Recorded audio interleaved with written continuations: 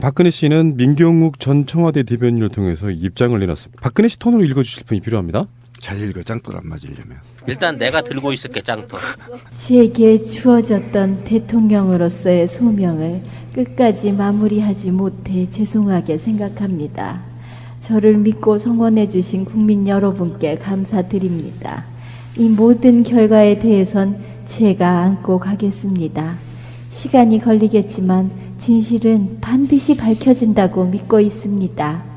이런 씨, 아유. 아 근데 이렇게 간단하게 할 줄은 더 몰랐어. 더 화가 나. 아니 근데 이 얘기는요 별 얘기가 아닌 것 같지만 말에 뼈가 있는 거예요. 진실은 반드시 밝혀진다. 시간이 걸리겠지만 진실이 따로 있다는 거야. 지금 밝혀지지 않는 모종의 진실이 따로 있다. 근데 그것을 밝혀질 때까지 나는 잘 이렇게 나를 보존하고 있을 터이니 지지자분들도 흩어지지 말고 그 밝혀질 진실을 기다리며 믿으며 있어 달라.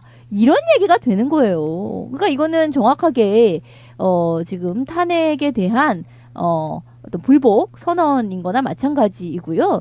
이후에 어떤 대선이 됐든 아니면 그 다음 선거가 되었든 자기를 지지하는 사람들에 대한 어떤 강력한 어떤 메시지라고밖에 볼 수가 없는 거죠. 죄송하다. 이 결과에 대해서는 제가 안고 가겠습니다. 안고 안 가면 어쩔 건데. 그래서 안고 어디를 간다는 거야, 그러니까. 불복으로 보이지 않으려고도 노력했지만 박근혜 성정이나 스타일상 진실은 반드시 밝혀진다는 말은 헌재 결정에 승복할 수 없다. 그렇죠. 그러니까 불복인 거죠, 사실은 불복. 따로 있다, 진실이라는 게. 그러니까 이게 단어를 바꾸면 됩니다. 그러니까 국민을 빼고요. 박사모 여러분께 감사드립니다 하면 정확히 맞고요. 키워드가. 그죠? 저를 믿고 성원해 주신 박사모 여러분들께 감사드립니다. 소수죠. 그리고 어쨌든 모든 결과는 제가 안고 가겠다고 한 거에 대해서 일부 저는 높게 평가하고 이 말이 결국은 수사에 응하겠다라고 저는 받아들일 수밖에 없는 것이고요. 그러니까 깜빵으로 가겠다는 뜻이에요? 깜빵으로 가겠다는 거죠. 그다음에 시간이 걸려 진실을 밝혀 이거는 이제 재판이나 특수본의 수사를 염두에 둔 나는 죄가 없다. 이제 발뺌하기 위한 묘책인데 저는 이제 이런 건 개 같은 소리고요. 적어도 지 아비 17년 이상을 우리 국민 혈세로 먹여 살렸고요. 그리고 그가 갖고 있는 수조 원대의 자산을 국민의 혈세입니다. 그리고 4년 동안 총 약 22년 동안을 우리 국민이 혈세로 호가호위하게 만들어줬죠. 어쨌든 자기가 모략을 받았든 죄를 짓지 않았든 간에 탄핵이 이루어졌고 대한민국 역사에서 96%의 탄핵 지지죠. 그다음에 탄핵을 파면을 원하는 사람의 90% 이상이 구속수사를 원하고 있습니다. 역사적인 엄청난 사건에 대해서 본인이 적어도 국민께 한마디는 하고 갔어야 돼요. 저는 이거에 대해서 끝까지 한치의 허용도 없이 저는 조져버려야 된다. 특수본이 지금 이런 사람을 그냥 뒀다? 그러면 검찰도 저는 해체해야 된다. 이 정도 수준. 어떻게 감히 그럴 수 있습니까? 이 나라를 완전히 부패의 도가니로 몰아넣어놓고 국민한테 미안하단 말 한마디 않고 갑니까? 그리고 집 앞에서 씩 쪼개요? 그리고 바로 들어가서 드라마를 봐요? 드라마 봤는지는 정확하게 모르잖아. 새벽까지 드라마 봤는데. 봤다고 어느 뉴스에서 불이 켜졌다고. 밤새 고민한 게 아니라 드라마를 봤다고? 정말 저는 화가 나고요. 저는 더 이상 이 범죄에 대해서 단 한치의 허용도 없이 찾아서 엄벌해야 된다. 그 정치권 반응을 보니까 소름 돋더라. 정상인은 아니에요. 만약에 기존에 있던 대통령들을 본다면 이런 게 있거든요. 장래를 도모할 생각이 있다면. 예를 들어서 전두환 노태우 같은 사형을 선고받았던 사람들도 국가 원로 대접받으며 살고 있잖아요. 그런데 박근혜 같은 경우는 지금 당장 임기 못 채우고 내려온 게 너무 분한 거예요. 그렇다 보니까 이 상태에서 사실 헌재 재판에 무슨 재심 청구를 하네 마네 이런 얘기도 나옵니다만 현실적으로는 불가능해요. 그렇죠. 그 자체가 불가능해. 그러니까 이걸 갖고 저는 박근혜가 앞으로 친박들로 구성된 지금 현재 보니까요. 비서진이 지금 보좌진이 사실상 임명됐는데 총괄은 최경환이, 정무는 윤상현이, 김진태는 법률을 보좌하기로 한 실질적인 특보들을 임명해버린 상태거든요. 그래서 제가 봤을 때는 자유한국당을 쪼개는 한이 있더라도 나를 좋아하는 사람들과 모여서 TK에 정말로 자민련화 시키겠다. 그 정치 세력화를 만들겠다. 그래서 제가 보기에는요. 박근혜 이런 지점이 현재 법률권이 아니고 박근혜만의 정치를 해서 법률권에게도 일단 복수하겠다는 스탠스가 일단 보이거든요. 법률권 그냥 망하는 길이에요 이게. 그렇죠. 네. 자유한국당에게 어떠한 여지도 주지 않는 상태가 되는 거예요. 그래서 그럼 지금 자유한국당에서 얼마를 또 떼어내야 돼? 한 그러니까 6대3 60개 정도 떼내야 되나? TK 자민련 아까 얘기를 하셨는데 그거 혹은 예전에 왜 친박연대라고 있었잖아요. 그 정도 규모로 결국은 쪼개져 나오는 수밖에 없지 않나 뭐 그런 생각은 들어요. 정말 부끄럽고 아마 보수 쪽에서 박근혜 지지했던 사람도 되게 부끄러울 겁니다. 근데 이들의 뇌구조 속에는 이런 게 있어요. 가끔씩 정평 같은 데 보면은 나오는 그 보수 쪽 패널들을 보면 그런 이야기를 하더라고. 현재 광풍이 비슷하게 불고 있어서 숨어있는 보수표는 사실상 5대5다. 아직까지 그렇게 믿고 있는 거예요. 아, 그건 아니지 않나 네. 진짜. 그러니까 그렇다 보니까 믿는 구석이 있는 거예요. 이 회오리가 쓸고 지나가면 분명히 자기들한테도 어떤 공간이 생긴다라고 믿고 있는 것이고 자유한국당에 남아있는 사람들은 다 그런 방식일 거라고 생각이 드는데 제가 보기에는 그걸 봤어야 된다고 생각해요.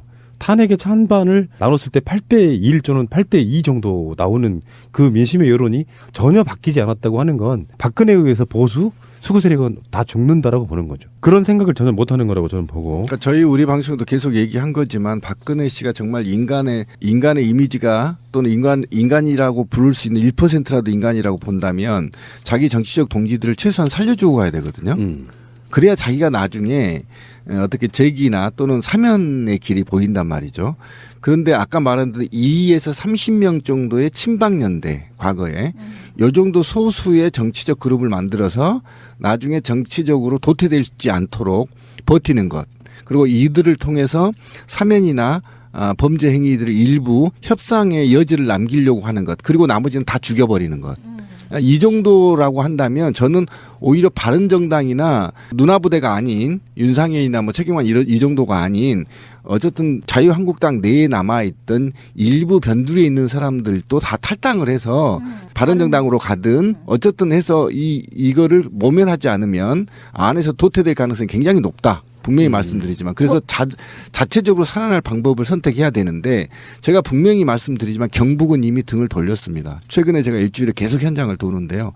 경북도 자유한국당을 수치스러워합니다. 대다수의 경북 시민들이 이제 바뀌었어요. 그래서 저는 지금 상황이 굉장히 잘 됐다라는 생각이 드는 거예요. 뭐냐면 박근혜가 이를테면 탄핵 정국이 처음에 막 시작이 될 무렵에 그때 정말 제대로 만약에 사과를 한다든지 제대로 자기와 자기를 지지하는 사람들의 살 길을 도모하는 방식을 취했더라면 이렇게까지 안 했을 수도 있죠. 정말로. 근데 그렇지 않고 저 사람이 꼴통처럼 끝까지 가주는 바람에 자기 과거의 새누리당을 완전히 괴멸시켜 버린 상태에 이르는 거예요. 그래서 지금 뭔가 살아날 구멍 같은 것을 생각하면서 자유한국당이 저만큼의 등치로 남아있기는 하나 결과적으로는 저기도 소수 정말 한 15석에서 20석 20석 안짝 정도만 남기고 결국은 다 대탈주의 상황이 벌어지지 않을까라고 생각하는데 그렇게 된다고 그런 방식의 정계 개편이 일어난다라고 하면 우리 쪽에서는 굉장히 좋은 거다라는 생각이 들고요. 소위 말해 지금 뭐 보수와 진보 뭐 50대 50 이런 식으로 얘기되던 구도 자체가 완전히 깨지는 그렇죠. 상태가 되는 것이다. 그래서 굳이 말하면 한 15대 85 정도로 가는 것이고 저들은 결국은 점점 더 소멸되는 방식의 길을 갈 수밖에 없는 거죠. 결국 박근혜로 인하여 자체 괴멸되는 그런 수순을 밟고 있다라고 볼 수 있는 거예요. 역사에 박근혜는 공로자로 기록될 겁니다. 지역 감정을 의미 있게 완화시켜준 장본인. 그 총선 때 이미 김부겸이라든지 야당 후보가 당선돼 버린 지역이고요. PK까지 내려가면 그 지역 전체가 이제 지역 감정으로 투표하지 않는 사람들이 많아진 거고요. 사드 문제까지 결합된다고 하면은 박근혜 행보 하나하나가 이 현재의 수구 세력들을 괴멸로 몰고 가는 그건 맞다고 보고요. 최고의 악역을 뽑은 네. 거예요. 이를테면. 박근혜가 갖고 있는 복수심 이것은 제가 봤을 때 야당이 해로운 게 아니에요. 불복 느낌이. 여당 쪽 법률권 쪽에 하는 말인 것처럼 저는 보이더라고요. 저게 이제 왜 이정현이 빠졌는지 모르겠지만 최경환, 윤상현, 김진태가 박근혜 옆에 얼굴을 계속 들이밀고 있겠다는 건 이건 순장조로 이제 그 스스로 관뚜껑을 못질하는 이게 수순인 거거든요. 이게 이제 국민적 여론이 지금은 뭐 어느 정도의 동전론이 있을지는 모르나 이렇게 끝까지 사과 안 하고 버티다 보면 옛날 장희빈이 곱게 죽을 거 사약 동의로 먹고 죽는 것처럼 밉상으로 보이기 시작하면 점점 더 얘에 대한 형벌이라든지 구속수사 요구라든지 이런 것들이 국민들한테서 자연스럽게 일어나게 된다니까. 그렇죠. 그 분노의 에너지가 결국은 지금에 있는 여당한테는 선거하고 연결될 수 있는 치명적인 핵이 될 수 있어요. 얘는 그러니까 아까 얘기한 대로 정치적인 계산이나 공학도 없는 거야. 여기서 저가 자기 고집대로 나는 죄 없어 하고 버티는 순간 그나마 자기 진영과 자기를 믿고 따라왔던 많은 사람들이 다 죽는다고 하는 거를 분명히 누군가는 정치적으로 가르쳐 줬을 텐데 그하고는 아무 상관없는 거야 이 사람은. 못 받아들이는 거가 아닌가 이 그러니까 사람 개인으로. 박근혜 멘탈은 우리 상식으로 이해 안 됩니다. 탄핵이 인용되고 파면됐던 순간 박근혜가 비서진들에게 전화를 했다는 거 아닙니까? 저 탄핵 된 건 맞아요? 그리고 실제로 탄핵 기각 축하 파티를 하려고 5단 케이크 주문했다는 그러니까. 이야기도 들리거든요. 예. 5단 케이크. 그거는 뭐 확인이 된 것 같아요. 네. 왜 그러냐면 탄핵이 기각될 거라고 믿고 있었다는 거예요. 박근혜는. 그래서 준비를 덜 했다는 겁니다. 나갈 준비는 안 했다는 생각을 안 거예요. 하고. 그러니까 얼마만큼 정보가 굴절돼서 박근혜한테 전달됐는지를 극명하게 보여줬던 탄핵만 사건이고. 그랬겠어요 지금까지? 그렇죠. 그런데 제가 염려했던 게 그거잖아요. 연합뉴스에서 편집해서 박근혜한테 제공한다는 이 뉴스가 마치 이 박사모 집회, 박근혜 집회가 막 100만 명, 300만 명 왔다는 걸 편집해서 보내주면 박근혜가 진짜 300만이 온지 알아요. 그렇겠지. 그러니까 더 많아졌잖아요. 정규제 TV에 나와서 그 예, 얘기를 그렇게 했죠. 얘기를 해버린 거잖아요. 그게 그 사람 그렇게 믿고 있는 겁니다. 누군가 굴절시켰다는 거예요. 본인이 직접 스마트폰을 열고 기사를 보고 찾아보는 능력이 전혀 안 된다는 겁니다. 아 그러면 지금도 해사시하게 웃는 게 뭐 그런 거 아니야? 좀만 가 있으면은 이번 선거 끝나고 나면 너는 뭔가 이렇게 사면되고 사면되는 건 물론이고 그리고 청와대를 공원화 시킨다고 하니까 여기 와서 살게 해주겠다. 누가 뭐 그런 소리 하는 거 아니야? 잠깐 집에만 가 있으면은 나는 결국은 청와대에서 살아있는 유물로서 인간 문화재로서 거기에 살게 되는 게 아니라는 그런 또 거짓 얘기를 보고를 듣고 있는 거 아니에요? 자, 혹시? 탄핵되는 순간 박근혜 혼자 관저의 테레비를 보고 있었다고죠. 비서관은 우리 송 소장님이 하시겠습니다. 전화 서로 통화 한번 해보세요. 어떤 상황일까 궁금해요. 피청구인의 법 위배 행위가 헌법 질서에 미치는 부정적 영향과 파급 효과가 중대하므로 피청구인을 파면함으로써 얻는 헌법 수호의 이익이 압도적으로 크다고 할 것입니다. 이에 재판관 전원의 일치된 의견으로 주문을 선고합니다. 주문, 피청구인 대통령 박근혜를 파면한다. 저게 무슨 소리야 지금? 아니 8명 중에서 대통령이 임명한 사람이랑 아니 우리 당에서 임명한 사람 뭐 해서 3명은 분명히 되는데 3명은 분명히 된다 그랬는데 저게 무슨 소리지? 전화를 한번 해봐야 되겠네.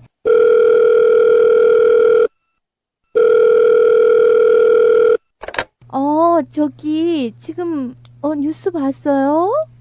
누나 결과 나왔네. 지금 저게 무슨 소리야? 누나 이제 방 빼야 돼. 어떡하지? 아니 내가 왜 방을 빼? 난 지금 5단 축하 케이크 사놓고 기다리고 있는데. 아이 그러니까 그 좀 지켜보고 사라 그러니까 왜 먼저 그렇게 앞서가 그렇게 사람이 맨날. 아니 지금까지 나한테 한 얘기랑은 다르잖아. 그 누나가 이제 하도 심신이 쇠약하니까 정신적으로 충격받을까봐 우리가 뉴스를 적당하게 편집해서 보내준 건 있는데 그렇다고 뭐 누나는 뭐 인터넷도 몰라? 스마트폰 갖고 뭐 했어 지금? 내가 그거를 어떻게 알아? 여지껏 순실이가 알려주는 대로 나는 그냥 믿고 있었지 세상에. 아니 다 지금 내 옆에 누가 있어? 나한테 무슨 얘기 해주는 사람이. 그래서 나는 하는 수 없이 그냥 TV만 보고 있으면 되겠다 하고 있었더니만 이게 무슨 날벼락이래. 누나 우린 다 짐 쌌으니까 누나는 이제 포장이사 부르고 얼른 삼성동 집에 가.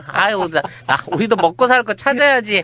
큰일 났네 이거. 아니 거기는 지금 TV도 연결을 안 해놨어. 나는 못 가. 오늘 가서 그러면 오늘 나 드라마 볼 수 있는 거야? 일단 내가 급하게 올레 TV에 전화는 해놨으니까 딴 건 몰라도 뭐 인터넷 필요 없잖아 누나는. 테레비는 개통해놓게 내가. 그럼 원래 포인트는 10만 점 넣어놨어? 아 그거 모니터 24개씩 쓰잖아. 그렇지 20만 포인트 있어. 20만 포인트. 그래 그럼 알았어. 적당히 가 있을게. 그만. 아 미치겠다. 그러니까 이게 과장된 거긴 하지만 실제로 이랬을 가능성이 되게 높은. 어떻게 이런 사람이 대통령이 됐나 싶을 정도고 만약에 실제 드라마를 못 보는 걸 제일 걱정했었다는 얘기도 있어요. 제가 그런데- 이제 근무하는 분한테 비선 조직을 통해서 들은 정보인데 청와대 그 내실에 가면 벽면에 모니터가 수십 개가 있답니다. 그래서 진짜? 예, 채널을 드라마 관련된 채널들을 다 띄워놓는 거예요. 그러다가 꽂히는 거 있으면 그것만 보는 거예요. 그러니까 1시간도 놓칠 수 없었지. 1초도 놓칠 수 없어요. 그러다 꽂히면 그거 본방사수. 실제 그렇게 한대요. 생각해보니까 옛날에 MBC를 말했던 아주 오래전 얘기예요. MBC를 뭐라 그랬냐면 드라마 왕국이라고 그랬었거든. 그러니까 웬만한 히트 드라마는 다 MBC에 나왔는데 진짜 박근혜가 드라마 왕국이었네. 이거 자 어쨌건 박근혜 씨가 그 현장에 와서 그 보여줬던 모습들 속에 보면은 탄핵 기각 전에는 굉장히 많은 사람들이 모였지만 실제로 탄핵이 인용되고 나니까 박사모도 이제 줄어들 수밖에 없다. 뭐 돈 받고 나오시는 분도 계시고. 근데 그 중에 폭력 집회 관련해 가지고 지금 3분 뭐 이렇게 죽고 그랬잖아요. 그렇죠. 근데 그런 사건, 그러니까 폭력 선동을 한 죄로 정광용, 그러니까 그 사람이 누구냐면은 박사모 회장이고 예. 전체 컨트롤에서 탄기국의 대변인까지 맡았는데 수배를 내렸어요 경찰이. 근데 버젓이 그 현장에 정광용이 나타납니다. 그렇죠. 나 그게 이해가 안 되는 거예요. 경찰은 그럼 체포해야 되는 거거든요. 안 하더라고요. 탄핵 선고할 때 인용 선고할 때 박사모하고 같이 있었다고 했잖아요. 낮은 상가에 있었는데 선고함과 동시에 거의 40%는 태극기를 돌돌 말아 서주머니에 넣어서 뒤로 돌아 집에 가요. 바로 갔습니다. 그러니까 그걸 뭘 의미하냐면 그냥 나왔는데 본인들도 좀 쪽팔리다는 거죠. 그리고 이제 이 관련해서 지금 그 아까 곰 PD가 얘기한 것 중에 정광용이 나타났는데도 불구하고 체포하지 않고 못 본 척 하는 거에 대한 국민적 여론이 크다 보니까 경찰청장이 발표했죠. 반드시 추적 체포하겠다. 뭘 씨발 앞에 놔두고 추적 체포해. 가서 잡으면 되는 건데. 그러니까 그만큼 법의 잣대가 경찰의 잣대가 극우 단체들한테는 또는 권력을 가지고 있는 자들한테는 느슨하게 적용되고 우리 그 민주노총 위원장님은 아무 사건도 없었는데 집회 한 번 참여했단만 한 것만으로도 8년형을 받았거든요. 구형을 9년 했어요. 그렇죠. 그런데 정광용은 저기 직접 내란 선동을 했거든요. 정명호와 같이. 그리고 이 사건에도 직간접적으로 책임을 져야 할 사람들이 사실은 3명이 죽었단 말이죠. 그럼 여기에 대해서 책임을 져야죠. 그런데 경찰은 아직 위치도 파악 못하고 있다. 이런 개 같은 소리를 하고 있거든요. 저는 정말 경찰이 아직도 제정신 못 차렸다. 저는 이렇게 봅니다. SNS 통해 가지고 나는 무사히 잘 피해 있다라고 알리는. 자 정도. 보십시오. 이들이 어떤 나쁜 짓을 했냐면 일시적으로 도망자가 되었습니다. 그렇죠. 그랬나? 경찰 버스를 탈취해서 경찰 버스를 좌우 앞뒤로 막 밀어붙여서 현재를 진입할 수 있는 통로를 뚫었거든요. 이건 우리 운동 역사상 거의 보기 힘든 일입니다. 경찰을 끌어내리고 그 경찰차를 시동을 걸어서. 그런데 이 경찰차 키를 왜 줬냐는 겁니다. 저는 이게 경찰과 공모한 게 아닌가라는 생각이 들어요. 만약에 이 얘기를 듣고 누군가가 듣고 경찰에 전달한다면 그렇다면 다 체포해라. 우리 민주노총 저 집회 한 번 참여해서 50만 원 100만 원 벌금 냈다 나는. 그런데 지금 왜 탄기국이 저렇게 폭력을 시사하고 더더욱이 박근혜가 지금 이 탄핵을 받아들이지 않아서 지금 박사모 구성원들이 지금 집회를 계속 이어가고 있는 상태거든요. 굉장히 사회적 혼란이 일어나는 상태인데도 불구하고 경찰이 소극적으로 대응한 건 더 많은 희생을 통해서 오히려 사회적 분란을 더 야기시키려고 하는 게 아니냐 경찰이.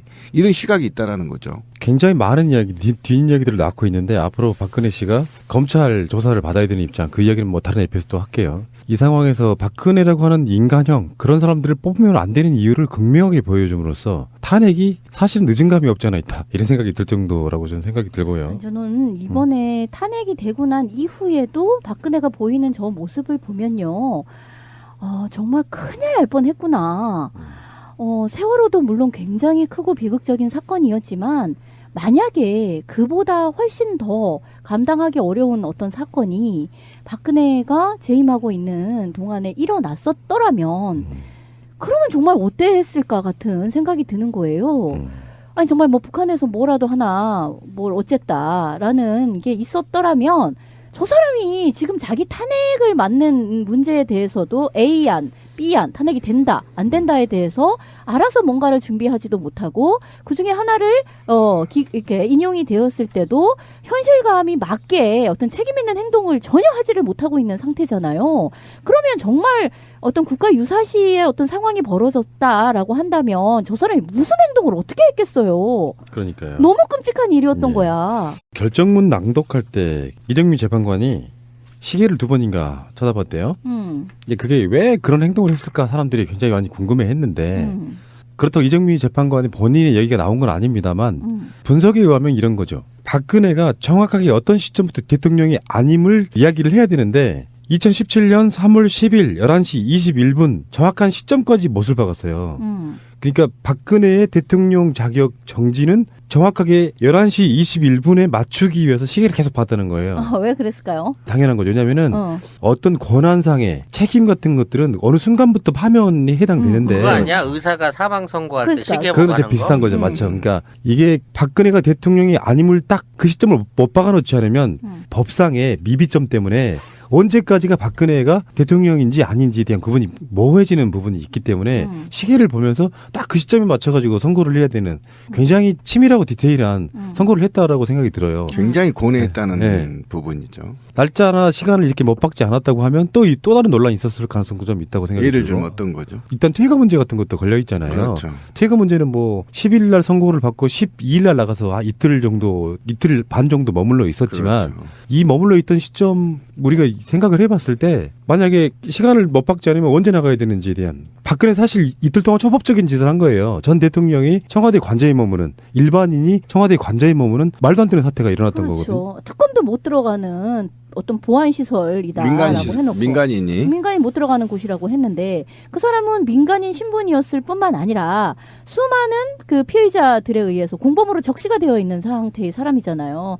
그 안에서 당연히 증거 인멸을 하고 있을 가능성이 매우 높고 그리고 국가 기록물을 어떤 식으로 유출할지 알 수가 없는 건데 요이 땅 손 떼고 바로 나왔어야 되는 사람이 그 안에서 그렇게 이틀 넘게 머물고 있었다는 거는 문제가 되는 거죠. 그리고 이 전문가들은 30분 이내에 나올 거다 이렇게 방송하는 걸 제가 들었어요. 정규 방송에서. 원래 그런 게 보통의 생각인가 봐요. 전문가들 30분 안에 나오면 당당하게 얘기하더라고요. 종편이나 이런데. 근데 보니까 이틀 만에 있었으니까 굉장히 이 문제도 나중에 심각한 문제로 그렇죠. 대두될 가능성이 굉장히 높습니다. 근데 이거는 그럼 누구 책임이냐? 황교안 책임이라는 생각이 드는 거죠. 황교안이 사실 이 뭐 박근혜는 뭐 자기가 탄핵될 줄을 몰랐다라고 그러고 있든지 없든지 간에 황교안이 이 상황에 대해서 자기가 해야 할 일이 분명히 있는 거죠. 그 청와대의 비서진이라든지 이런 공무원들에게 스톱. 지금 하고 있는 일에서 딱 멈춰라. 라는 명령을 내릴 수 있는 거죠. 그리고 그 삼성동 집이 어쩌고 저쩌고 그런 개소리는 국민들한테 할 필요도 없는 거고요.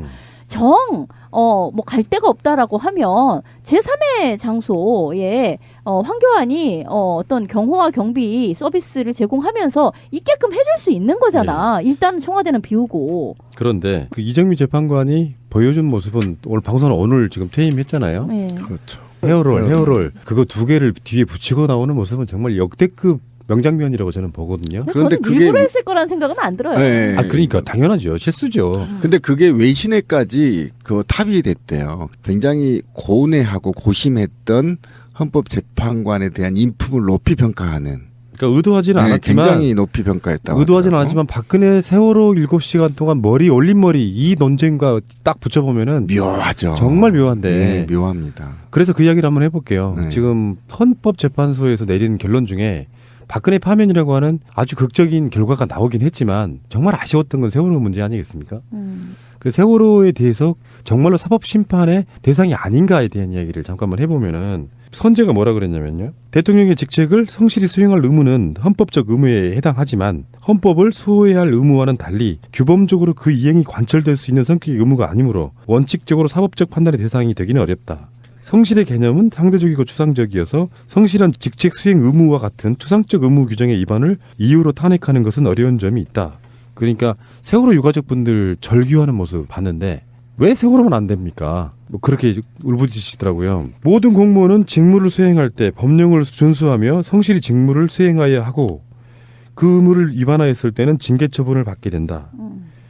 국가공무원법은 대통령을 포함한 모든 공무원에게 동일하게 적용된다. 이런 이야기로 봤을 때 성실이라는 쪽으로 몰아갈 것이 아니라 물론 왜 헌법재판소가 그렇게 했는지는 이유가 나와 있습니다. 이미. 그러니까 국회 내에서도 탄핵 요건 중에 세월호를 걸면 안 된다고 했던 게 바른정당 유였거든요. 그것을 논란을 걸게 되면 헌재에서 그게 기각될 가능성이 높다는 이야기였어요. 또 헌법재판관들의 성향도 일부는 그것을 반대했지 않습니까? 그래서 공통적으로 여러 가지 사유 중에 뭐 14가지 사유 중에 그중에 언급된 것은 딱 4개 정도밖에 안 되고 그중에 한 가지 사유로 탄핵 파면이 된 거거든요. 그런데 세월호 자체는 워낙에 민감하고 첨예한 이슈였기 때문에 거기에 대해서 헌법재판소가 언급은 하였습니다만 그 논리는 좀 너무나 궁색하다 이렇게 이야기를 하는 것이죠. 그래서 저는 그렇게 아까 좀 전에 말씀드린 것처럼 공무원의 직무유기로 보는 게 맞죠. 성실이 문제가 아니라 직무유기. 법을 그렇게 거는 게 맞다라는 거죠. 해야 될 일을 안 한 거지 뭐 대통령 자체가 무능하거나 성실하지 않았기 때문에 탄핵 사유가 안 된다가 아니라 너무 심각한 직무유기이므로 중대한 탄핵 사유가 된다 이렇게 밝혀줬어야 맞다는 거죠. 박근혜는 아마 수십 년이 흐르고도 박근혜 하면 세월호가 등치될 정도 그 정도로 세월호의 대응이 무능해지면서 결국은 탄핵까지 저는 이르렀다고 보는 것이거든요. 저는 이거를 정확하게 봤고 들었어요. 박사모 집회 한가운데서 YTN 방송을 봤는데 세 번째 방송 됐죠 이게. 세 번째까지 저는 기각인 줄 알았어요. 네. 예, 원, 투, 쓰리 세 번째까지. 네 번째부터 이제 분위기가 반전이 됐는데 근데 저도 굉장히 아쉽습니다. 왜 그러냐면요. 이 아까 이제 우리 권 PD가 쭉 얘기를 해줬는데 공무원한테 성실의 의무는 4대 의무 중에 하나인데요. 예를 들면 지방 공무원들이나 국가 공무원들이요. 업무 시간에 나가서 자기 애인하고 모텔에 가다가 걸려서 파면된 경우도 있고요. 빠찡구 하다가 파면된 경우도 있고요. 그다음에 이런 경우가 있어요. 담당자가 산불이 났는데 수쳐먹고 뒤비져가지고 대응을 못해서 파면된 경우도 있고요. 그러니까 이게 왜 세월호만 왜 유독 이거를 만약에 이렇게 판결할 거였으면 판결문에서 빼버려도 되는 문제였었거든요. 그러니까 굳이. 그런데 왜 굳이 이거에 대해서만 극렬하게 했을까라고 추측을 해보면 첫 번째는 이것이 성실의 의무로 대통령을 성실의 의무를 일부 굉장히 상대적인 단어인데 일부 성실하지 않았다고 하더라도 파면의 대상은 아니라는 걸로 해석하면 되는 겁니다. 그러니까 이것이 박근혜 씨가 나중에 세월호 진실에 대해서 재판에서 그거에 대해서 7시간 동안 뽕을 맞았든 보톡스를 맞았든 어떤 무슨 시술을 했든 간에 성실의 의무에 위반됐고 그것이 파면에 준하는 형벌을 받을 만큼의 위중하지 않다. 이 정도는 되지만 파면은 되지 않는다고 하더라도 정직이나 또는 거기에 상응하는 법률적 헌법적 책임을 명키는 어렵다. 이 측면에서 두 가지를 볼 수가 있는 거거든요. 그러니까 이 장면 헌법적인 곳에서 탄핵하기가 매우 어려운 상황이지 이것이 다시 재판장에 가서 그렇죠. 예, 재판장에서 공무원 성실의 의무라는 것으로 재판을 받았을 때는 적어도 파면은 못하더라도 징계는 정직 사몰이나 예를 들면 일반 공무원에 비하면 또는 해임이나 뭐 요 정도 될 수 있는 사항은 볼 수 있다라고 보는 거여서 지금 시민사회단체에서 만약에 이게요 이렇게 해석이 안 될 경우 어떻게 되냐면 제가 전자 예를 들었던 공무원이 업무 시간에 가서 애인하고 모텔 갔다 왔는데 파면시키려고 하면 대통령도 아는데 왜 저 시킵니까? 이렇게 해서 헌법적 법률적 기강이 문란해질 가능성이 있어서 이 부분은 반드시 박근혜한테 징계든 정직이든 나중에 법원에서 이 부분에 대해서는 반드시 징계 처리가 돼야 된다. 만약에 안 되더라도 다른 방식으로든 형사적 책임을 물을 수 있는 여지가 있긴 있어요. 근데 헌재가 보충 의견이라는 걸 내가지고 구구하게 설명을 했어요. 의식을 많이 했죠. 그렇죠. 국민적 정서를. 그래서 청와대가 헌재에 낸 세월호 7시간에 대한 5가지를 다 모두 거짓말로 판단한 결과가 나왔거든요. 그렇죠. 첫 번째, 오후 3시경에 심각하다는 것을 비로소 알았다는 변명. 이건 거의 전 세계에서 이 사람이 제일 늦게 한 거야 이 정도 되면. 근데 그것도 사실이 아니라고 보는 거죠. 11시 28분경, 12시 5분경, 12시 33분경 사회안전비서관실로부터 세월호 침몰 상황 보고서를 받아 검토했고 12시 54분경 행정자치비서관실로부터 세월호 침몰 관련 중대본 대처 상황 보고서를 검토했다고 주장했는데 피청구인이 실제 이 보고서를 모두 검토했다면 상황의 심각성을 오후 3시에 기용해야 깨달았을 리가 없다. 이에서 거짓말이다 라고 그렇죠. 판단을 했고요. 다음에 두 번째는 언론사의 오보 때문에 상황을 정확하게 파악하지 못했다는 해명. 이거 진짜 웃겨요. 청와대에 상황실 같은 걸 왜 있어? 그러니까. 당시 NSC 회의도 개최 중에 있었습니다. 그것도 감안하셔야 됩니다. 그러니까 대통령이 당일 국가안보실이나 비서실 등으로부터 오보를 받았다고 볼 만한 자료가 없다. 그리고 10시 36분에 KBS에 낙관적인 보도가 있었다고 지들은 얘기를 하는데 그렇다고 해서 국가안보실 등이 피청구인 그러니까 박근혜한테 이 보도를 그대로 보고했다라고 보기는 어렵다. 그리고 청와대는 11시 7분경에 해경에 문의를 해서 전원구조라는 언론 보도가 오보라는 걸 이미 파악하고 있었다. 그렇기 때문에 이 주장이 다 거짓말이라는 거죠. 그리고 세 번째는 관저가 아닌 집무실에 있었더라도 달라질 것은 없다. 여기에 대해서 어떻게 설명하고 있습니까? 근데 관저는 원래가 대통령 휴식 그리고 개인 생활을 위한 사적인 공간이지 이제 여기에서 뭐 근무를 한다고 해서 집무실에서의 근무로 보기는 어렵다라는 거죠. 그리고 집무실이 아닌 관저에 머무르게 되면은 긴급한 순간에 참모들한테 보고를 한다든가 보고를 받는다든가 이런 게 지장이 생기게 되는 게 너무 명백하다라는 거고 그리고 국가안보실이 사고를 안 시점이 9시 20분이잖아요. 그리고 해경 중앙구조본부 그리고 국방부 재난대책본부 해수부 중앙사고본부 안전행정부 에 있는 그런 중앙재난안전대책본부 이게 설치된 그 시간이 9시 39분에서 9시 45분경이에요. 그래서 해양수산부가 9시 40분에 위기 경보를 심각 단계로 이미 발령을 했거든요. 근데 박근혜가 집무실에서 만약에 그냥 정상적으로 나와 있었더라면 당연히 9시 40분경에는 이 상황이 이제 얼마나 심각한가 이런 걸 다 알 수 있었다고 봐야 되는 거죠. 근데 자기가 뭐 관저에 있어 놓고 그 관저에 있으나 집무실에 있으나 아무 상관이 없다. 이거는 잘못된 얘기라는 거죠. 근데 그날은 평일이었던 것이고 업무 시간엔 당연히 집무실로 출근을 해서 업무에 수행을 해야 되는 건데 그 박근혜가 상황의 심각성을 아주 나중에서야 뭐 알아서 시급히 출근을 뭐 하고 이런 게 다 잘못이라는 거죠. 그리고 네 번째는 전화로 구조 지시를 했다는 변명이 또 있는데 여기에 대해서는요 이런 거예요. 국가안보실장, 해경청장, 피청구인 이 사람들이 실제로 통화를 했다라고 이야기를 했었잖아요. 우리가 계속 비판을 했었고요. 그럼 증거 내놔봐. 근데 증거를 제출하지 못했습니다. 그러니까 이거는 거짓말이다 이렇게 판단을 했던 것 같고요. 대통령으로서 해야 할 책임을 다했다는 또 변명이 하나 있었어요. 거기에 대해서는 이 내용은 지시받은 자에게 매우 당연하고 원론적인 내용으로서 피청구인이 최초로 지시하였다는 것인데 이 내용에는 급박한 위험에 적절히 대처할 수 있는 어떤 구체적인 내용도 담고 있지 않다. 이 지시에는 현장에 구체적으로 어떤 문제가 있었는지에 대한 인식이 없고 어느 해법을 강구할지에 관한 어떤 고민도 담겨 있지 않다. 그러니까 뻔한 소리 하지 말라는 거예요. 대통령으로 당연히 해야 될 건데 해야 될 책임을 다했다고 두루뭉술하게. 그러니까 최선을 다해 이것밖에 없잖아.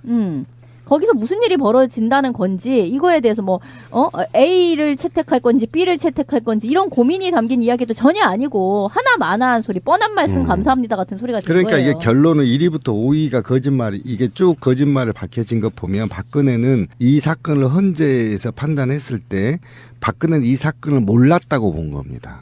알고도 조치를 안 했다면 그게 성실의 위반이거든요. 알고도 지시를 하지 않았다면 바로 헌법과 법률에 정한 공무원의 성실의 의무에 위반되는 건데 이 1위부터 5위의 거짓말을 풀어보면 박근혜는 사고 당일 이 사건에 대한 위기의 심각성을 알지 못했다고 헌재는 봤고 따라서 이거를 과도하게 알고도 묵인한 성실의 위반이 아니라고 판단한 겁니다. 굉장히 그러고 나서 퉁쳐서 어쨌든 성실의 위반의 의무를 결론을 내렸지만 이것이 성실이 상대적 의미이기 때문에 이것을 파면에 이르게까지 하기에는 타당한 사유가 없다 이렇게 본 겁니다. 그러니까 논란을 피하기 위해서 예. 피해 가긴 했지만 엄중하게 꾸짖은 건 맞아요. 그렇죠.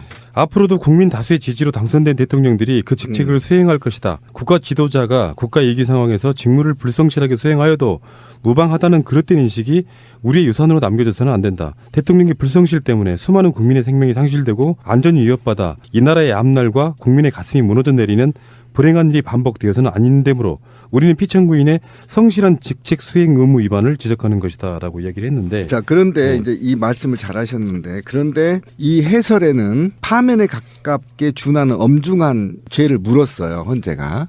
근데 결국은 주문, 판결문, 국민 앞에서 읽었던 판결문에는 우리가 얘기한 것처럼 성실의 의무가 상대적이어서 파면에 이르기까지는 또는 이르기까지는 중대하지 않다 이렇게 말한 이유가 뭘까 저는 고민을 해봤어요. 근데 이제 주변에 취재한 기자들 보면 2명 정도가 반대를 했다고 합니다. 사실은 기각을 이것에 대해서 세월호가 걸려 있어요. 그렇죠. 예. 그랬는데 그것을 마지막까지 협상을 이정미 헌법소장 대행이 했다고 하는 거잖아요.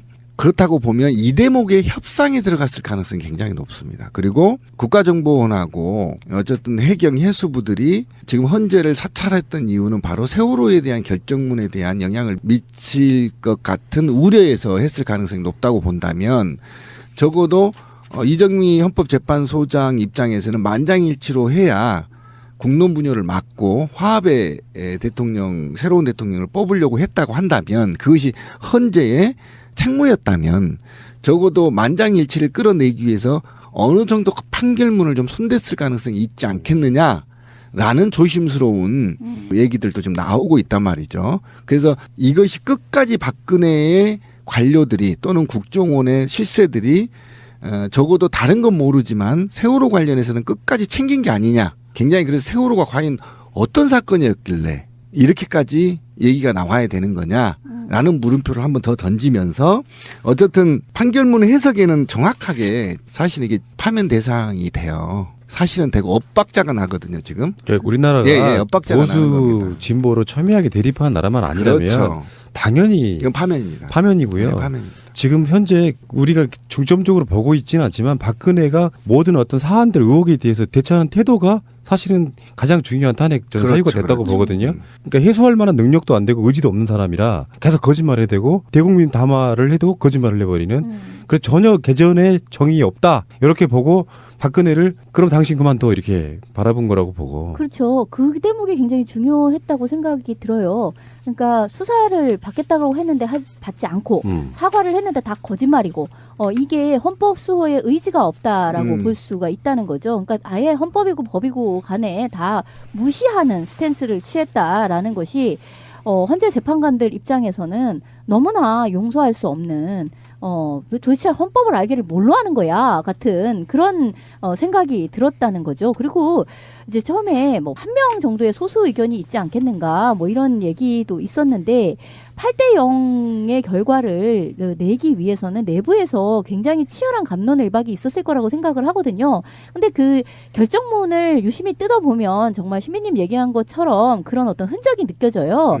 근데 그것을 8대 0으로 맞추기 위해서 가장 보수적인 차원으로 합의할 수 있는 어떤 최대 공약수를 찾았다라고 볼 수 있을까요? 하여튼 그렇죠. 최대한 여기까지는 다 만족을 하잖아. 뭐 그 이후에 일테면 김희수 재판관이라든지 이런 사람은 지금 이 세월호에 아무것도 하지 않는 것에 대해서 훨씬 더 분개하고 있지만 그렇게 동의하지 않는 사람이 한두 사람까지도 합의할 수 있는 그 선까지를 낮춰서 그렇게 해서 결과적으로 8대 0이라는 것을 맞춰낸 것이 아닌가라는 생각이 들어요.